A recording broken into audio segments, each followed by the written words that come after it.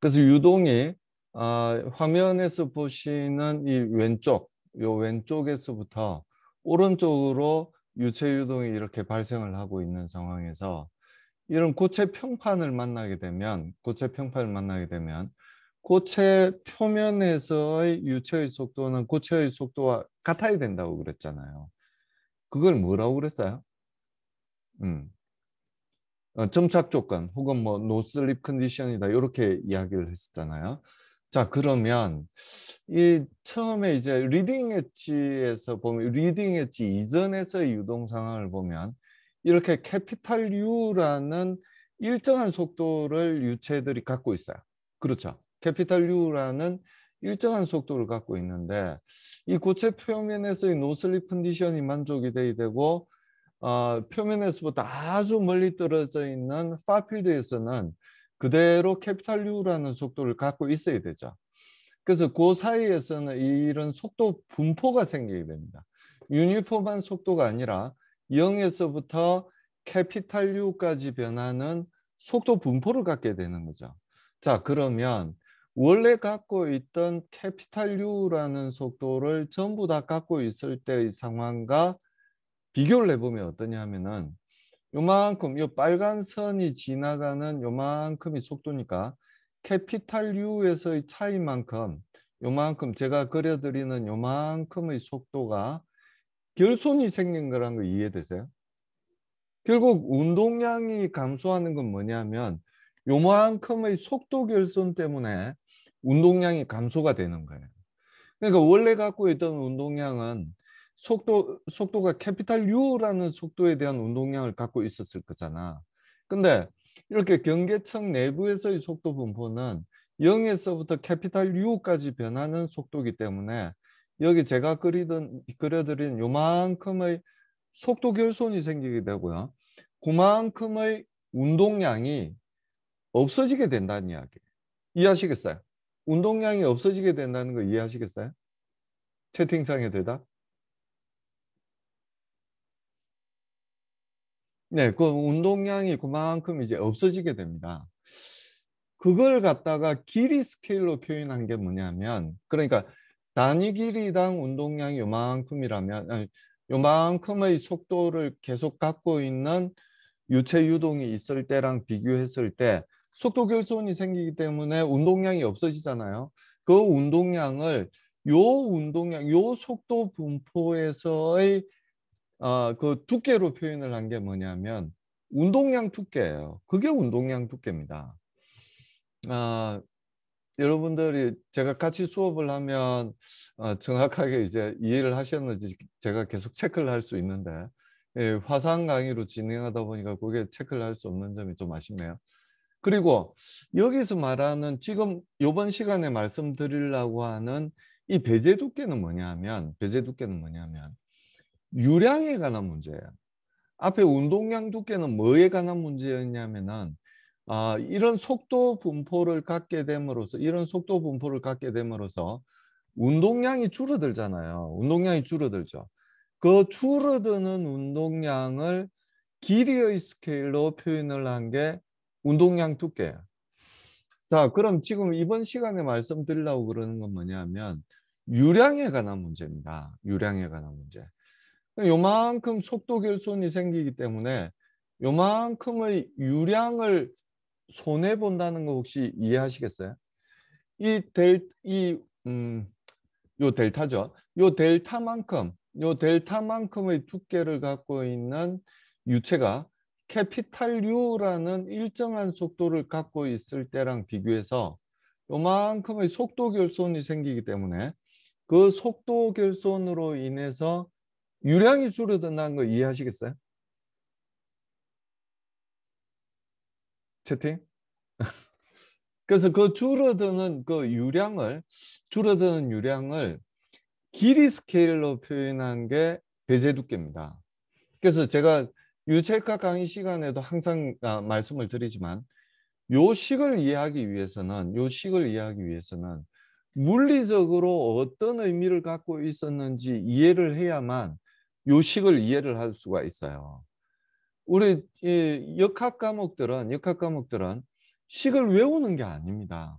요 식이 어디에서부터 왔고 어떤 물리적인 의미를 갖고 있는지를 알면 저절로 알게 되는 거지.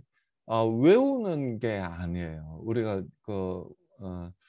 인문사 해결처럼 그렇게 외우는 게 아니에요. 그래서 금방 말씀드린 그 내용, 이 캐피탈 U라는 일정한 속도를 갖고 있었으면 이 유량이 줄어들지가 않을 텐데요. 그 유량이 줄어드는 만큼을 길이의 스케일로 표현한 게 배제 두께라고 말씀을 드렸잖아요. 그래서 요 식에서도 보면 요쪽 양쪽 끝 입구에서와 요 출구에서 요 출구 여기가 출구 요게 요 전체가 이제 컨트롤 볼륨이라고 본다면 이 출구에서의 유량을 표현을 하는 거예요. 그 유량. 그래서 요만큼이 이제 0에서부터 H 사이에서 들어오는 유량이라는 거 이해되세요? 뭐 다시 한번 말씀드리면 요만큼 이 dy라는 작은 길이를 잡아요. 요 y축 선상에서 dy라는 작은 길이를 잡게 되면 요 길이를 통해서 그러니까 이 스페나이즈 방향 유동의 수직 방향으로 뎁스를 길이를 b라고 한다면 b 곱하기 dy가 의미하는 게 뭘까요? b 곱하기 dy가 의미하는 게 채팅 b 곱하기 dy가 뭘까요? 면적이에요. 면적. 아, 요게 면적입니다. 그러면 그 면적을 통해서 들어오는 u 곱하기 u라는 속도로 b 곱하기 dy라는 작은 면적을 통해서 들어오는 말하자면 유속이 되는 거예요. 유속. 그러니까 여기다가 델타 t를 곱해주면 뭐가 되냐면은 이 델타 t라는 시간 동안에 b 곱하기 dy라는 작은 면적을 통해서 들어오는 유체의 부피가 되는 거예요. 아까 부피라고 대답하신 분은 이제 한 걸음 더 나간 건데 여기에 델타 t를 곱해주면 캐피탈 U 곱하기 델타 t가 결국 그러니까 요게 이제 요 면적이 b 곱하기 dy라고 그러면 캐피탈 U라는 속도로 들어오고 있고 델타 t라는 dt라는 시간 동안에 들어온 길이를 생각하면 U 곱하기 dt가 될 거잖아요. dt라는 시간 동안에 들어온 요 길이를 생각하면 그러면은 b 곱하기 dy 곱하기 그리고 u 곱하기 델타 t를 하면 델타 t라는 시간 동안에 들어온 부피가 돼요. 이해하시겠어요? 그럼 단위 시간당 들어온 부피는 어떻게 될 거냐 하면은 단위 시간당 들어온 부피를 구하려면은 뭘 나눠주면 돼요? 그렇죠. 시간을 나눠주면 됩니다. 델타 t라는 시간 동안 요만큼이 들어왔기 때문에 단위 시간당 들어온 부피를 구하려면 델타 t를 나눠주면 되죠. 그래서 결국 여기 표시되어 있는 u 곱하기 b 곱하기 dy가 뭐냐면 이 dy라는 작은 길이를 통해서 들어온 단위 시간당 부피가 되는 거예요. 단위 시간당 부피. 그게 density를 곱해주면 뭐가 될까요?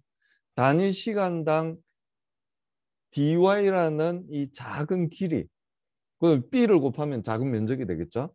작은 면적을 통해서 들어온 로를 곱해주면 뭐가 된다고? 로까지 곱해주면 질량이 되는 거예요. 질량. 박지성 학생이 아주 잘 대답했어요. 단위 시간당 들어온 질량이 됩니다. 단위 시간당 들어온 질량. 그걸 0에서부터 h까지 전부 더해주면 이 인테그랄 적분한다는 의미가 더해준다는 의미라는 거 알고 계시죠? 이 작은 dy를 잡았는데 y를 어디에 잡느냐에 따라서 값이 달라질 수 있잖아요. 그러니까 그 y가 0부터 h 사이로 변할 때 이 작은 질량들을 전부 다 더해주면 결국 뭐가 되느냐면은 0에서부터 h 사이 요 입구를 통해서 단위 시간당 들어온 질량이 된다는 이야기예요. 자, 근데 이 좌변에서 나타내는 건 0에서부터 h 사이의 요 입구를 통해서 들어온 단위 시간당 질량이잖아요. 그거하고 뭐하고 똑같아야 되냐면은 여기 출구 오른쪽에서 0에서 델타 사이에서 빠져나가는 질량하고 똑같아야 된다는 거 이해되세요? 왜? 왜 똑같아야 되냐면은 요 아랫벽을 생각하면 유체가 뚫고 지나가거나 뚫고 나올 수 없는 고체 표면이죠. 그리고 이 위쪽은 뭐예요? 이 점선으로 표현되어 있는 위쪽은 뭐라고 이야기를 했어요? 여기 적혀 있죠? 스트림라인이라고 이야기를 했어요. 우리가 유체역학 시간에 이야기했던 그 스트림라인입니다. 스트림라인은 어떻게 구하냐면은 유체 속도의 탄젠셜한 방향으로 쭉 이연선이 유체가 가는 방향대로 쭉 이연선이에요. 쉽게 이야기하면 탄젠셜한 방향으로 쭉 이연선이 스트림라인입니다. 거꾸로 이야기하면 뭐냐면 요 선에 대한 노멀한 방향의 속도 성분은 있다 없다? 없다는 거죠. 노멀한 방향의 속도 성분이 없어요. 노멀한 방향에 대한 속도 성분이 없으면 어떻게 되냐면은 요 선을 뚫고 나갈 수가 없다는 이야기예요. 요 선에 대해서 탄젠셜한 방향의 속도 성분만 있다는 이야기예요. 즉, 이 선을 따라서만 흘러가지 요 선을 뚫고 나갈 수도 없고 뚫고 들어올 수도 없다는 이야기예요. 그게 스트림라인의 즉 유선의 정의죠. 데피니션입니다. 그래서 요 선을 뚫고 들어올 수도 없고 나갈 수도 없어요. 그리고 아랫벽을 통해서 들어올 수도 없고 나갈 수도 없어요. 그러니까 결국 무슨 이야기냐? 이 좌측의 입구에서 들어온 유체들은 전부 어디로 빠져나갈 수밖에 없다고요? 우측의 출구로 빠져나갈 수밖에 없다는 이야기입니다. 이 좌측에서 이제 이 식의 좌측에서 우리가 이야기했던 게 뭐라고요? 좌측에서 이야기했던 게 입구로부터 들어오는 단위 시간당 질량이라고 이야기를 했잖아요. 그럼 그거하고 뭐하고 같아야 되냐면 이 출구에서 단위 시간당 빠져나가는 질량하고 똑같아야 돼요. 이해되세요? 그러면 그게 우리가 이야기하는 뭐예요? 질량 보존의 법칙이잖아요. 우리가 항상 그 유량에 대해서 이야기할 때 유량이 보존된다는 걸 이야기할 때 이야기하는 식이 뭐냐면 질량 보존식입니다. 그래서 0에서 델타까지 작은 dy를 잡고요. 작은 dy를 잡고 이쪽으로 이 폭이 얼마라고 이야기를 했냐면은 b라고 이야기를 했으니까 요게 면적이 됩니다. 요 면적을 통해서 단위 시간당 빠져나가는 부피는 얼마냐면 u를 곱해주면 되겠죠. 원래는 이제 u 곱하기 델타 t 거기다가 b 곱하기 dy를 즉 면적을 곱해주면 단위 시간당 그 델타 t라는 시간 동안에 빠져나간 질량이 되죠. 그 동안에 질량이 됩니다. 그리고 단위 시간당 값을 구하려면 그 시간으로 나누어 주면 즉 델타 t로 나누어 주면 단위 시간당 빠져나간 부피가 되는 거죠. 여기에 density 를 곱해주면 단위 시간당 B 곱하기 dy라는 면적을 통해서 빠져나간 질량이 되는 거죠. 그걸 이제 y를 0에서부터 델타까지 전부 더해주게 되면 이 출구를 통해서 단위 시간당 빠져나간 질량이 되는 거죠. 그래서 요 두 값이 요 두 항이 좌변에 있는 항과 우변에 있는 항이 같아야 되는 거예요. 그게 무슨 보존 법칙이에요? 질량 보존 법칙입니다. 들어온 질량하고 단위 시간당 들어온 질량하고 나간 질량이 같아야 된다. 그렇죠? 이해되시죠? 자, 그래서 우리가 지금 구하려는 게 뭐냐면 여기 델타 에스테리카, 델타 스타라고 표시되어 있는 displacement thickness, 우리말로 하면 배제 두께라는 걸 구하려고 그러는 거예요. 배제 두께가 처음에 제가 뭐라고 말씀을 드렸어요?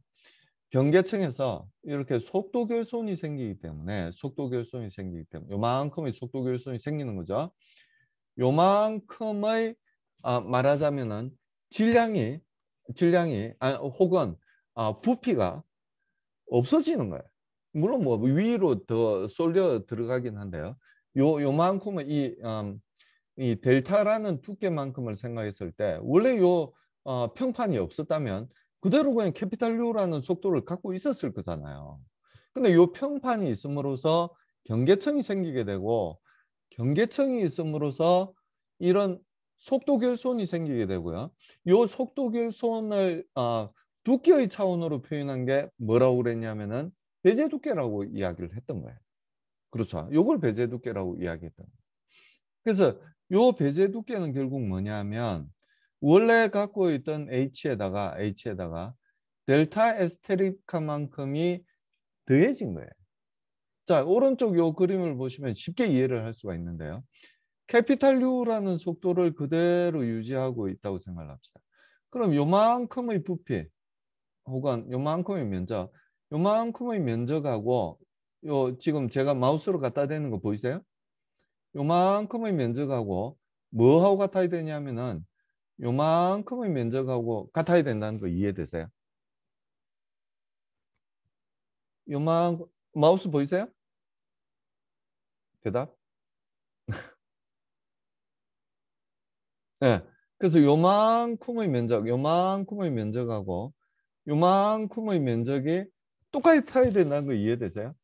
캐피탈 U라는 이 평판이 없을 때 캐피탈 U라는 콘스탄트한 벨라스티 프로파일을 갖고 있다면 0에서부터 델타까지 말하자면 델타 곱하기 B 곱하기 U만큼이 단위 시간당 흘러나가는 유량일 거잖아요. 근데 실제로는 그렇지 못하죠. 요만큼의 속도 결손이 생겼기 때문에 요만큼 마치 델타 에스테리카만큼이 없이 캐피탈 U가 그대로 흘러갔을 때 요만 생기는 요 델타 에스테리카. 요 델타 에스테리카를 우리가 배제 두께라고 이야기한다는 이야기. 자, 만약에 속도 분포가 요렇게 안 되고 벽면에서 좀 더 플랫하게 붙어서 요렇게 속도 분포가 생긴다고 생각을 합시다. 요렇게 생기게 되면 요 델타 에스테리카가 더 작아질까요? 더 커질까요? 대답.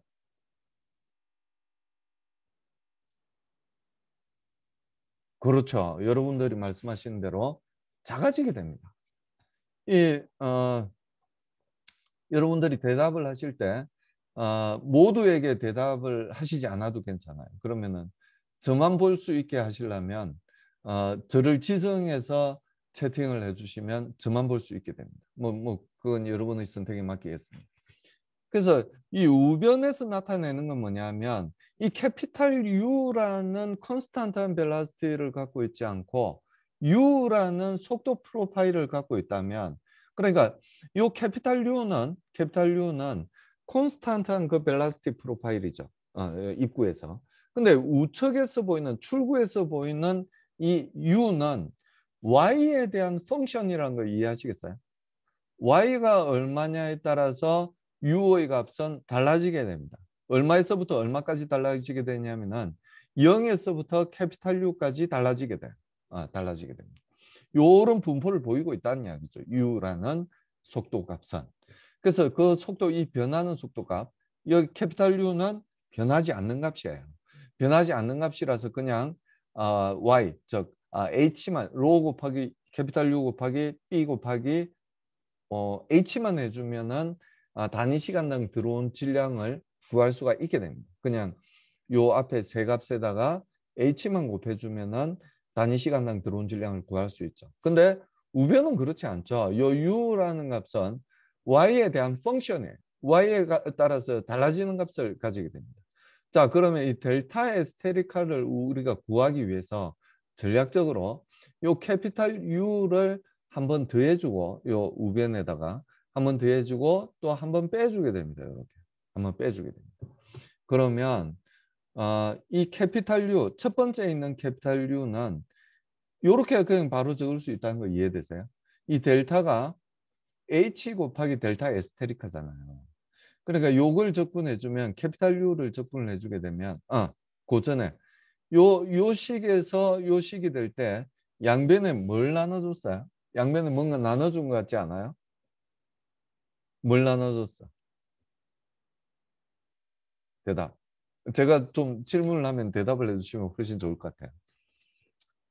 양변에 그렇죠. 밀도를 나눠줬죠. 밀도를 나눠준 거예요. 그래서 여기는 로우가 없는 겁니다. 로우가 없어요. 그리고 또 뭘 나눠줬어? 아, 그렇죠. 벌써 대답을 하셨는데 밀도하고 B로 양변을 나눠준 거예요. 밀도하고 B는 콘스탄트한 값이죠. 만약에 이제 인컴프레시블 비압축성 유체라고 유동이라고 생각을 하면 이 로도 콘스탄트 하고요. 요 스페나이즈 방향으로의 폭 B 값도 일정하죠. 그래서 양변에 로 곱하기 B로 나눠줄 수가 있게 됩니다. 그럼 이제 요 식이 되고요. 요 첫 번째 값은 요렇게 적분 값을 그냥 구할 수 있어요. 그렇죠. 그렇게 적분값을 구할 수 있습니다. 그리고 이 두 번째 U 마이너스 캐피탈 U에 대한 적분값은 일단 그대로 둡니다. 이렇게 그대로. 그럼 좌변에 U 곱하기 H가 있고 우변에도 U 곱하기 H가 있다는 걸 아실 수가 있을 거고요. 여기 우변의 첫 번째 항에서 U 곱하기 델타 에스테리카라는 항이 생기죠. 우리가 지금 뭘 구하려고 그러고 있는지는 계속 갖고 계세요? 마음속에 갖고 계세요? 우리 뭘 구하려고 그러는 거예요? 배제 두께. 델타 히스테리카를 지금 구하려고 그러는 거예요. 요 값이 어떻게 표현되는지를 구하려고 그러는 거예요. 짐작이 되시죠? U 곱하기 H가 좌변에도 있고 우변에도 있으니까 결국 남는 값은 뭐냐면 요 델타 히스테리카하고 요 식만 남을 거예요. 그래서 이 델타 히스테리카라는 값이 결국은 여기 있네. 요렇게 표현이 될 거란 이야기예요. 이해하시겠어요? 그렇죠. 요렇게 이제 델타 에스테리카가 요렇게 표현이 될 거다 하고 말씀드릴 수 있습니다. U 곱하기 H 양변에서 없어지죠. 그럼 남는 걸 캐피탈 U로 또 나눌 수 캐피탈 U는 콘스탄트한 값이라는 거 알고 계시죠?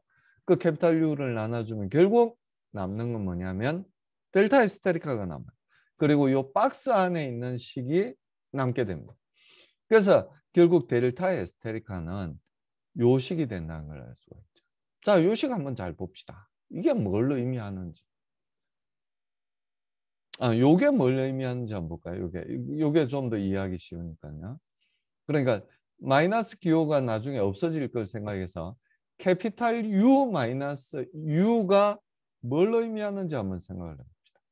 이게 바로 아까부터 계속 제가 이렇게 마우스로 그림을 그렸던 속도 결손을 의미하는 거예요.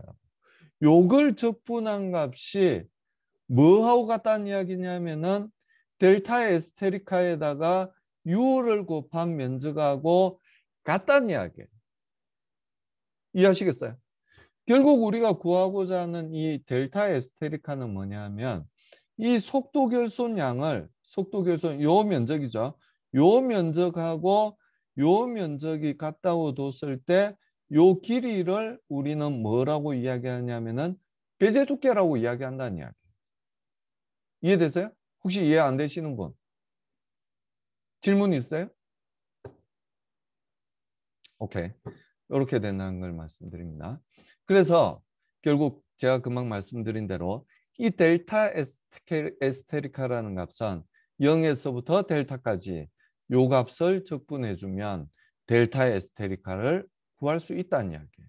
요게 물리적으로 잘 이해가 안 되시면 양변에 캐피탈 U를 곱했을 때를 생각을 해보죠. 양변에 캐피탈 U를 곱했을 때를 생각하면 정확히 어떤 걸 나타내는 식이냐면 요 그림, 요만큼의 속도 교류, 요만큼의 면적이 같다는 걸 나타내는 식이 뭐냐면 바로 이 식입니다. 캐피탈 U를 곱했을 때. 캐피탈 U 곱하기 델타 에스테리카. 뭘 나타내요? 요 직사각형의 면적을 나타내요. 요 직사각형의 면적. 자, 그 다음 우변에 있는 값. 요 캐피탈 U를 곱했을 때 캐피탈 U 마이너스 U라는 게 뭘 나타내나요? 캐피탈 U에서부터 속도 결손이 얼마나 생겼는지를 나타내는 게 바로 캐피탈 U 마이너스 U가 되는 거예요. 요 항에 마이너스 붙인 거. 그게 되는 거예요. 그걸 이제 적분을 해준다는 얘기죠.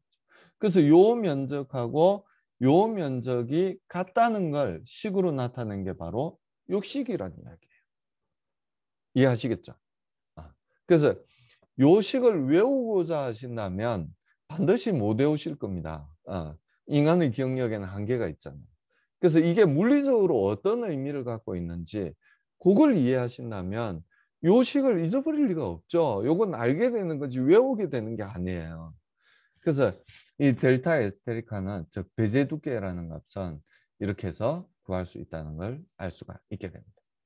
자, 만약에 앞에서 우리가 운동량 두께에서 이야기했던 것처럼 이 속도, 이 u라는 이 속도 분포, u는 y에 대한 펑션이라고 말씀드렸어요. 이게 어떤 속도 분포를 갖고 있는지 잘 모르지만 칼만이 했던 대로 이 u가 속도 분포가 포물선 분포를 보인다고 생각을 합시다. 즉 2차 함수를 따라서 속도 프로파일이 형성됐다고 봅시다. 0에서부터 어디까지? 캐피탈 U까지. 언제 캐피탈 U가 돼요? 언제 캐피탈 U가 돼요? Y가 델타일 때. Y가 델타일 때 캐피탈 U가 돼요. 언제 0이 돼요? Y가 0일 때죠. Y가 0일 때 제로라는 속도를 앞에 그림을 다시 볼까요? Y가 0일 때 제로라는 속도를 갖고 Y가 델타일 때 캐피탈 U를 갖는 속도 분포인데 이 속도 분포를 아직은 우리가 어떤 속도 분포인지 모르죠. 몰라요. 모르지만 칼만이 했던 것처럼 운동량 적분식에서부터 운동량 두께를 구할 때 우리가 어프락시메이션을 했던 것처럼 똑같이 포물선 분포로 가정을 하자면 이 식으로 나타낼 수 있을 거예요. 그러니까 이 2차 함수에서 두 개의 값을 알면 우리가 분포를 구할 수 있죠. 분포를 구할 수 있습니다. 요 식을 구할 수 있다는 의미죠. 요 식을 구할 수가 있게 됩니다. 그래서 U를 만약에 이런 포물선을 갖고 있는 포물선 함수의 형태를 갖고 있는 속도 분포로 가정을 한다면 그럼 요 값에 대입을 하면 델타 에스테리카 구할 수 있어요. 델타 에스테리카 구할 수 있습니다. 그 델타 에스테리카를 구해보면 얼마가 되냐면은 3분의 1 델타가 된다는 걸 알 수가 있어요. 델타가 길이라는 거 혹시 여러분 기억하고 계세요? 길이죠. 길입니다. 어디까지 길이에요?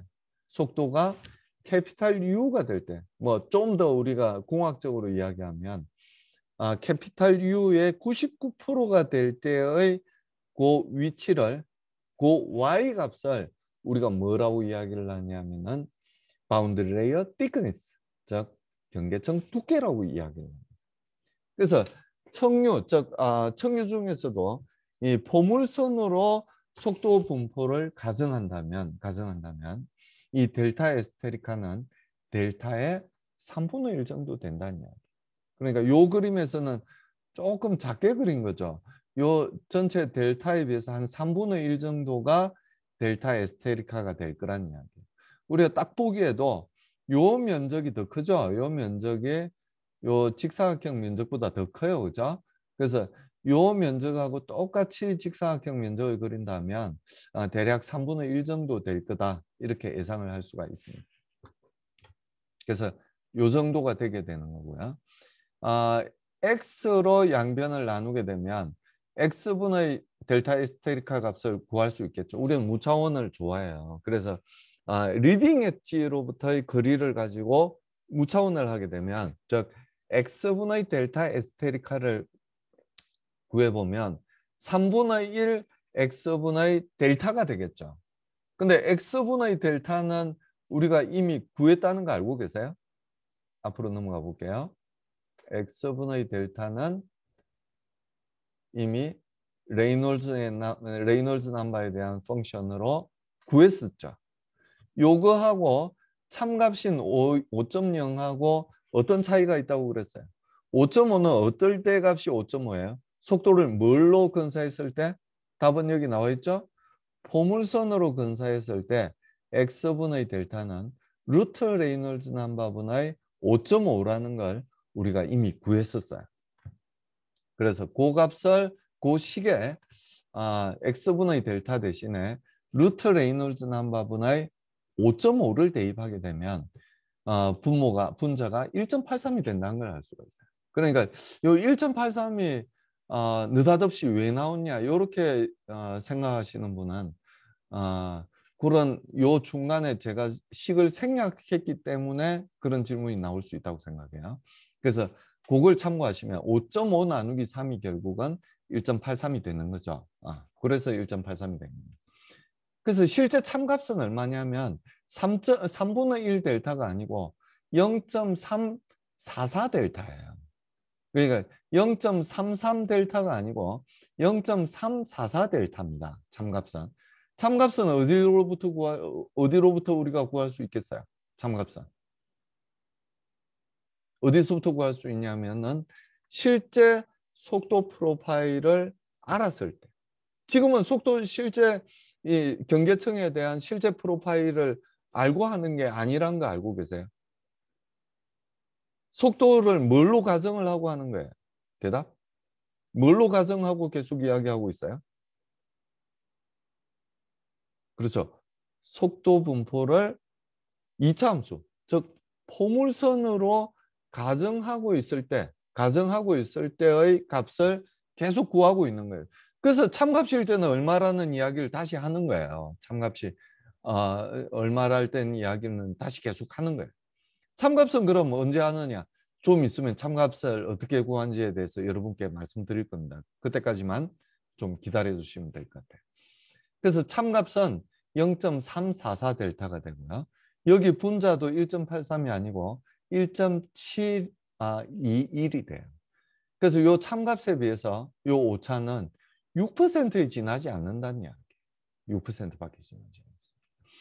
그러면 왜 이렇게 오차가 작으냐 하면 오차가 사실 우리 유체역학에서는 오차가 같은 오도에 있을 때만 해도 뭐 오차가 한 900% 정도 난다고 해도 대충 맞다고 이야기를 하는 경우가 많거든요. 근데 이렇게 오차가 10%, 6% 이렇게 된다는 건 놀라울 정도로 정확하게 우리가 예측을 하는 겁니다. 그래서 어떻게 해서 이렇게 정확하게 예측을 하느냐 하면은 우리가 주체해석 시간에도 이야기를 했지만 미분은 오차가 많이 생길 수밖에 없는 구조예요. 근데 적분을 하게 되면 이와 같이 적분을 이용해서 구하게 되면 오차가 확 줄어든다는 이야기를 수치해석 시간에 했었습니다. 그래서 이런 적분을 이용해서 우리가 값들을 구하기 때문에 이 오차 자체가 대충 속도를 가정했음에도 불구하고 오차 자체는 굉장히 줄어든다는 걸 알 수가 있게 됩니다. 자, 그래서 이 레이놀스 넘버가 커지면 커질수록 레이놀스 넘버가 뭐라고 말씀을 드렸냐면은 리딩 엣지로부터의 거리, 즉 x를 무차원화한 값이 레이놀스 넘버, 서브스크립트 아래 첨자 x를 사용한 레이놀스 넘버가 바로 이 x를 무차원화했을 때의 값이라고 이야기를 했습니다. 왜냐하면은 이 REX에 들어가는 파라메타들이 딴 값은 변하지 않아요. 그러니까 분모에 들어가는 뮤나 로나 분자에 들어가는 로나 캐피탈 U 같은 값들은 변하지 않아요. 변하는 유일한 값이 뭐냐면은 x예요. 그러니까 거꾸로 이야기하면 뭐냐면 이 x를 뮤 나누기 로 곱하기 캐피탈 U를 이용해서 무차원화한 게 레이놀즈 넘버 x다. 이렇게 이야기를 할 수가 있습니다. 자, 레이놀즈 요 박스 안에 들어있는 식을 봅시다. 요 식을 보세요. 레이놀즈 넘버가 커지면 커질수록 이 전체 값은 어떻게 돼요? 얼마에 가까이 가요? 요 전체 값은. 레이놀즈 넘버가 커지면 커질수록 우변의 값은 얼마에 가까이 갑니까? 레이놀즈 넘버가 커지면 클수록. 그렇죠. 0에 가까이 가게 되죠. 0에 가까이 갑니다. 즉 x분의 델타 에스테리카는 그럼 레이놀스 넘버가 커지면 커질수록 x분의 델타 에스테리카라는 값은 얼마에 가까이 가는 거예요? 역시 우변하고 좌변하고 같을 수밖에 없으니까요. 우변이 0으로 가까이 가니까 좌변도 역시 0으로 가까이 가는 거예요. 0으로. 그게 무슨 이야기냐면은 x가 커지면 커질수록 레이놀즈 넘버가 커지죠. 커지면 커질수록 이 전체 값은 요 전체 값 x분의 델타 에스테리카라는 값은 0으로 가까이 간다는 이야기예요. 0으로 가까이 간다. 즉 x에 비해서 델타 에스테리카라는 값은 굉장히 작은 값으로 간다는 얘기예요. 어쩌면 어쩔수록 레이놀즈 넘버가 커지면 커질수록. 레이놀즈 넘버가 커진다는 이야기는 상류 쪽이란 이야기예요? 아니면 하류 쪽이란 이야기예요? 어느 쪽이에요? 상류 쪽이에요? 하류 쪽이에요? 레이놀즈 넘버가 커진다는 건 하류 쪽이에요. 리딩 엣지 근처에서는 레이놀즈 넘버가 크다 작다? 작죠. 리딩 엣지 근처, 즉 상류 쪽에서는 레이놀즈 넘버가 작아요. 이 X가 작기 때문에. 그 상황에서는 어떻단 이야기예요? 요 X에 비해서 델타 에스테리카가 그렇게 작지 않다는 이야기예요. 그렇게 작지 않다는 이야기. 근데 하류 쪽 레이놀즈 넘버가 얼마 이상이 되게 되면 X분의 델타 에스테리카는 작은 값을 가지게 된다는 이야기예요. 즉 분모가 100 정도 된다면 그러니까 레이놀즈 넘버가 10,000 정도 되겠네요. 10,000 정도 된다면 X분의 델타 에스테리카는 1.83%밖에 안 된다는 이야기예요. 한 100 정도 진행을 했는데 요 두께 델타 에스테리카 배제 두께는 얼마냐면은 1.83밖에 되지 않는다는 이야기예요. 아주 얇다는 거 이해되세요? 자, 근데 이게 얇다는 건 델타 에스테리카가 X에 비해서 훨씬 얇다는 게 뭘 의미하는지를 한번 생각을 해보세요. 그게 바로 이 유선의 기울기를 의미하는 겁니다. 요 유선의 기울기를 의미하는 거예요. 그러니까 그림은 마치 이 유선의 기울기가 커지는 것 같이 그렇게 개념적으로는 그랬지만 실제로는 그렇지 않다는 이야기예요. 실제로는 거의 플랫하다는 이야기예요. X분의 델타가 거의 0으로 가까이 간다는 이야기예요.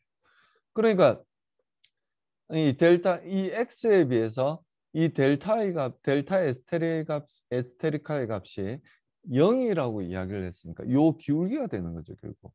요 캐피탈 U분의 여기서 속도는 캐피탈 U니까 요 캐피탈 U분의 Y 방향의 속도 V의 비율을 나타내는 게 바로 뭐가 되냐면은 X분의 델타 에스테리카가 되는 거예요. 그 값이 얼마에 가까이 간다고?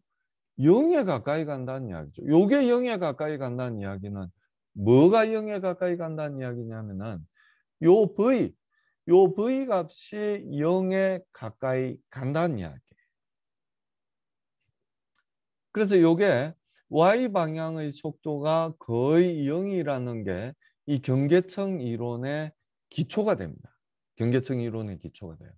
이 근거가 없으면 속도 Y 방향의 속도, 벽면에서부터 수직한 방향의 속도가 거의 0이라는 이 전제 조건이 없으면 나중에 나올 경계청 방정식 같은 경계청 이론을 전개할 수가 없게 돼요. 이게 아주 큰 전제 조건이라고 말씀을 드릴 수가 있고요. 이 X 스트림와이즈 방향, 유동 방향의 속도가 유동의 수직 방향의 속도보다 훨씬 크다는 게 경계청 이론의 기초가 됩니다. 혹시 질문 있어요? 네, 질문이 있으면 계속 채팅방에 올려주시면 그때그때 제가 대답해 드리고요. 아니면 따로 다음 시간에 말씀드리든지 그렇게 하도록 하겠습니다. 자, 예제만 보고 한 10분 쉬었다 다시 하겠습니다. 자, 어떤 유동이냐면 로우 스피드라고 그랬어요. 저속이라고 그랬죠. 그리고 스몰 스케일, 작은 스케일이죠. 이 A는 공기에 대해서 이야기를 하는 거고 B는 물에 대해서 이야기하는 겁니다. 이 바운드리 레이어 시크니스가 바운드리 레이어가 진짜 얇냐 진짜 얇은지를 한번 물어보고 있어요. 어떤 유동에 대해서 캐피탈 U가 0.3m/s 1초에 30cm 가는 유동이에요.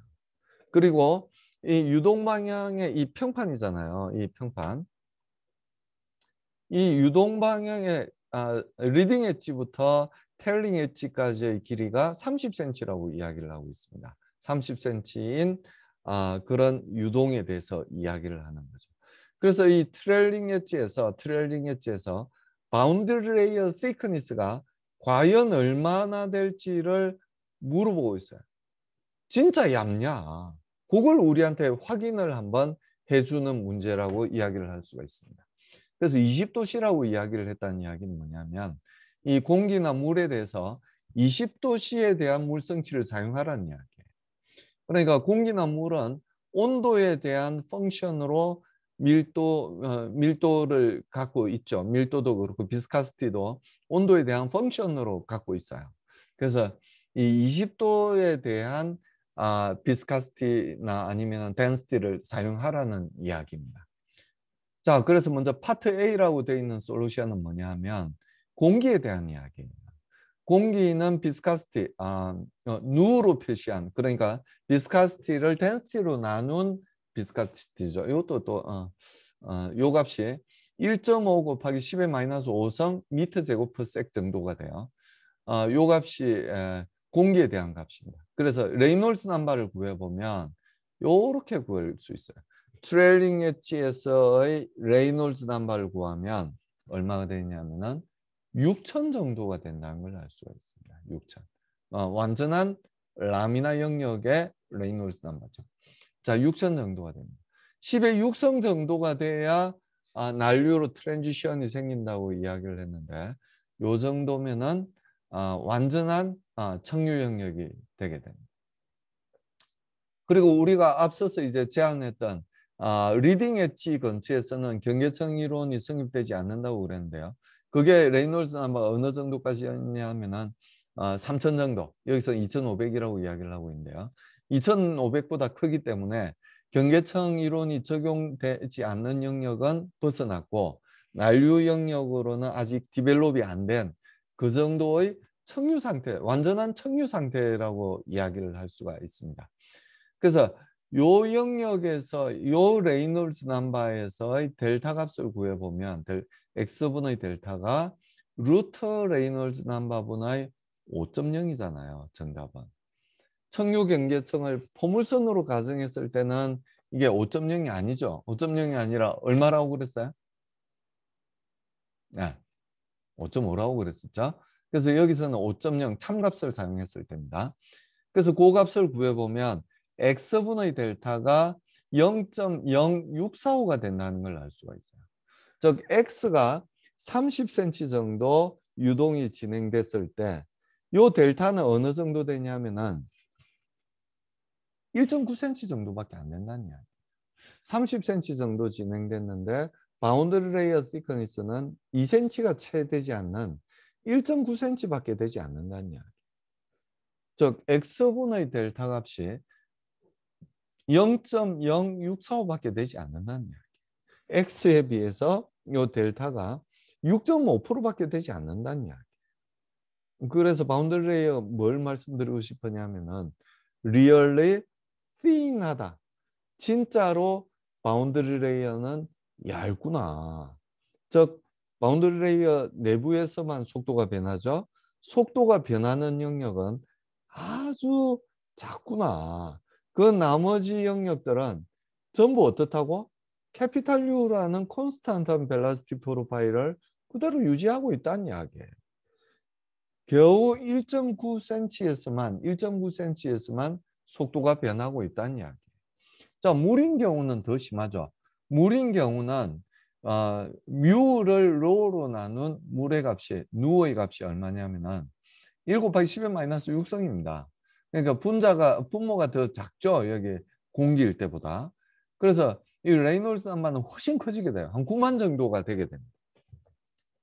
그래서 요건 이제 사실은 좀 아리까리한 영역이긴 합니다. 한 10만 정도면 트랜지션으로 생긴다고 이야기를 했는데요. 이걸 그냥 라미나 영역이라고 생각을 하고 바운드리 레이어 thickness를 구해보면 루트 9만 분의 5.0이 되죠. 그래서 이 x분의 델타 값이 0.0667밖에 되지 않아요. 그러니까 리딩 엣지로부터의 거리에 비해서 1.7%밖에 되지 않는다는 이야기예요. 바운더리 thickness 자체가. 그래서 30cm 진행했음에도 불구하고 바운더리 레이어 thickness는 5mm밖에 되지 않는다는 이야기예요. 30cm 진행했는데 바운더리 레이어는 5mm밖에 되지 않는다는 이야기. 그 5mm 이상에서는 그럼 어떤 속도 프로파일을 갖고 있다는 이야기예요. 그렇죠. 콘스탄트한 속도 프로파일을 그대로 갖고 있다는 이야기예요. 단지 이 5mm라는 아주 얇은 경계층에서만 속도가 0에서부터 0.3까지 변한다는 이야기예요. 그 5mm 이상에서는 전부 속도가 얼마라고?